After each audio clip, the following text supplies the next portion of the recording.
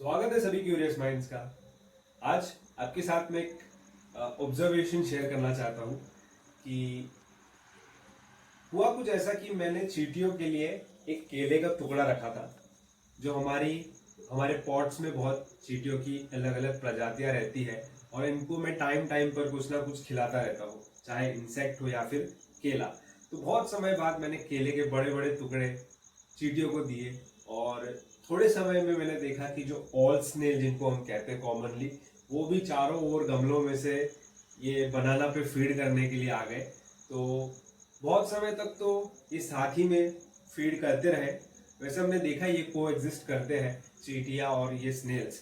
लेकिन चींटियों के लिए ये जो थोड़ा खाना मिला था ये बहुत ज़्यादा इम्पोर्टेंट था। उनके लिए तो लाइफ सेवर था। तो वो नहीं चाहती थी कि ये स्नेल्स के साथ शेयर करे।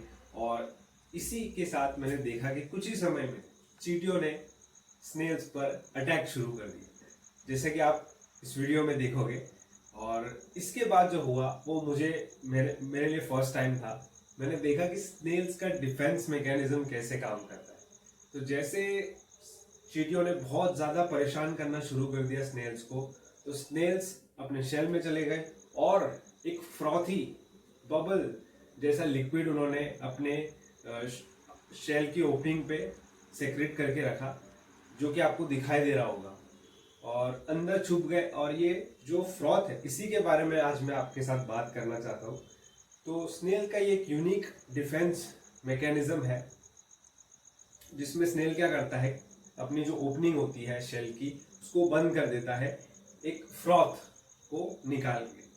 जो आप वाइट चिपचिपा बबल जैसा लिक्विड देख रहे हो, ये स्नेल्स का एक डिफेंस मैकेनिज्म है, जिससे वो अंदर बचे रहते हैं और चींटियां अंदर नहीं आ सकती या फिर और ज्यादा उनको परेशान ना कर सकती। तो इसी को मैं आपके साथ शेयर करना चाहता हूँ। देखिए कैसे चींटियां इनको बार बार, इनके जो सर बाहर निकलता है शेल से, उसको काटने की कोशिश कर रही है और स्नेल्स फ्रॉथ में छुपे हुए हैं। वैसे ये जो डिफेंसिव सेक्रीशन होता है स्नेल्स में, ये कॉमन फिनोमेनन है और बहुत सारे आर्थ्रोपोड्स के ऑर्डर में ऐसा देखा जाता है। और स्नेल का सेक्रीट करना एक रिंग ऑफ फ्रॉथ उनके अपने अराउंड। अगर आपने भी इस चीज को ऑब्जर्व किया है तो आप मुझे कमेंट में प्लीज बताइएगा, और ताकि मैं भी समझ सकूं। मैं समझ ही रहा हूँ स्नेल्स को और अच्छे से। तो ये जो वाइट फोम है ये बहुत फ्रॉथी नजर आ रहा है मुझे, और एक स्पिट की तरह। तो गार्डनर्स के लिए कई बार ये ऐसी कॉमन साइट होती है।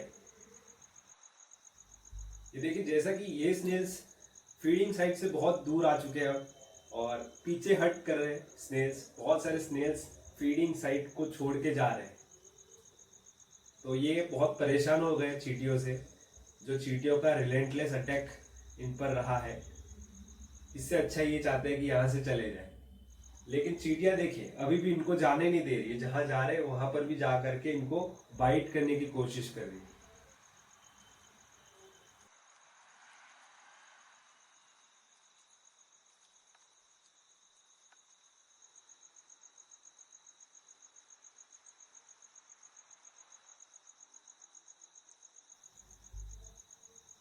देखिए ये सारे स्नेल्स कितने दूर आ चुके हैं।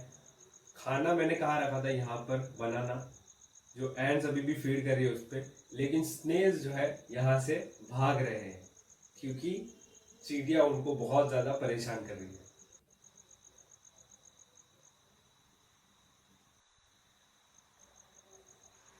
तो इस चीज को ऑब्जर्व करते करते मैं आपके साथ स्नेल के बारे में थोड़ी इंफॉर्मेशन शेयर कर ही देता हूँ, क्योंकि स्नेल्स मुझे बहुत ज़्यादा फैसिनेटिंग क्रीचर्स लगते हैं।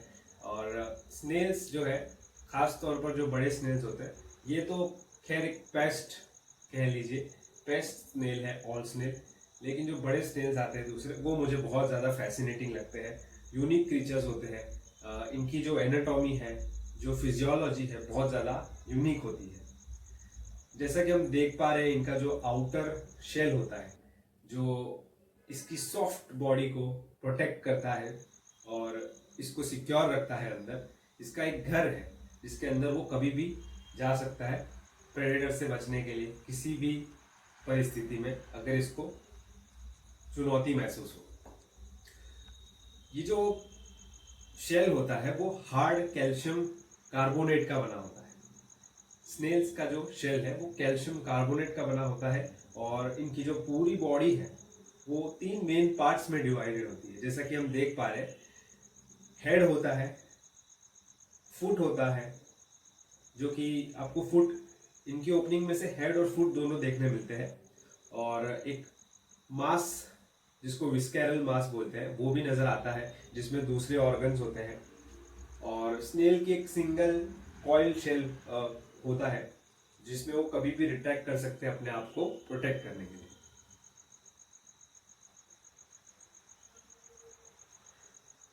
वैसे हमारे ऑल स्नेल जो है, जो हमारे हर एक गमलों में है, आपके भी गमलों में होंगे। अगर आपका जो पॉट है उसकी मिट्टी मॉइस्ट हो तो इनकी पॉपुलेशन बहुत तेजी से बढ़ती है, और डीकेइंग मटेरियल इनको, जैसे कि सूखी पत्तियां और ऐसा डीकेइंग मास मटेरियल इनको मिलता है, तो इनकी पॉपुलेशन बहुत तेजी से बढ़ती है। और इनकी स्किन की जरूरत ही होती है कि ऐसा मॉइस्ट एनवायरनमेंट हो ताकि ये प्रॉपरली फंक्शन कर सके। ये ज्यादातर नाइट में एक्टिव होते हैं और दिन में ये छुपे रहना पसंद करते हैं, छोटे बरो बना करके या फिर पत्थर के नीचे, ताकि ये जो तेज धूप है उससे बच सके ड्राई आउट होने से।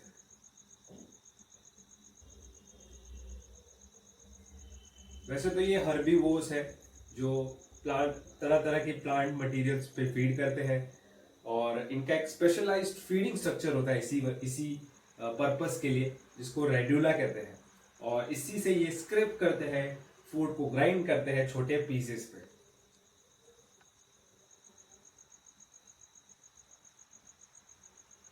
स्नेल्स के पास दोनों मेल और फीमेल सेक्सुअल रिप्रोडक्टिव ऑर्गन्स होते हैं, और इनका मेटिंग प्रोसेस जो होता है वो भी बहुत ज़्यादा कॉम्प्लेक्स होता है।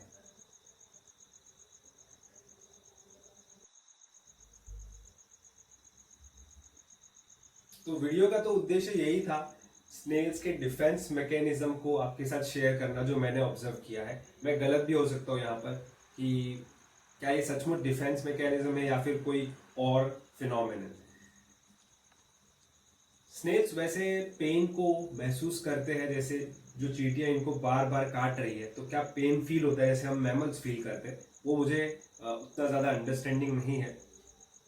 लेकिन बहुत ज़्यादा सेंसिटिव तो स्नेल्स होते ही है। ये तो आपने भी ऑब्जर्व किया होगा कि इनका हेड अगर आप टच करोगे या कोई ऑब्जेक्ट से टच करोगे तो तुरंत रिट्रैक्ट करते हैं, शेल के अंदर चले जाते हैं, तो सेंस तो कर पाते हैं चीज़ों को। और यही था आज का वीडियो। मैं पूरा वीडियो रख रहा हूँ, कुछ कट नहीं कर रहा हूँ, आराम से फुल एक्सपीरियंस आप लीजिए कि कैसे ये चींटियां बार बार इनको काट रही है, परेशान कर रही है, और स्नेल्स रिएक्शन में क्या कर रहे हैं।